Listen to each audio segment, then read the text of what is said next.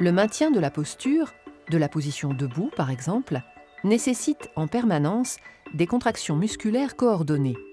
Pour la plupart, ces contractions sont involontaires et font intervenir un mécanisme appelé réflexe myotatique. Le réflexe myotatique est une contraction réflexe d'un muscle, autrement dit automatique, déclenchée par son propre étirement. C'est ce type de réflexe qui est déclenché par le médecin lorsqu'il frappe un coup sec sur un tendon musculaire, étirant ainsi le muscle qui, en réponse, se contracte brutalement.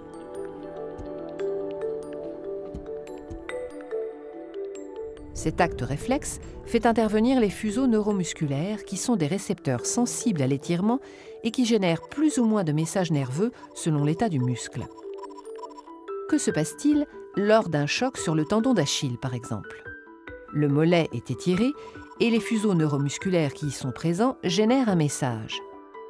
Ce message nerveux est véhiculé par un neurone sensoriel constituant l'une des fibres d'un nerf rachidien. Le message nerveux est de nature électrique. Il correspond à des variations de la polarité membranaire du neurone qui le véhicule, générées par des échanges d'ions. Il est constitué de signaux nommés potentiels d'action. C'est la fréquence des potentiels d'action qui code le message.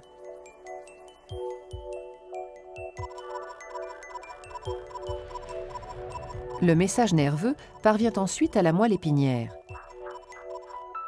Pour y arriver, il emprunte la racine dorsale du nerf rachidien. Là, il est traité dans la substance grise, de manière à générer ou non une réponse. L'arrivée du message nerveux sensitif entraîne la formation de signaux électriques dans un neurone moteur ou motoneurone. Ces signaux seront véhiculés par l'axone du motoneurone ou fibre nerveuse motrice, en empruntant cette fois la racine ventrale du nerf rachidien.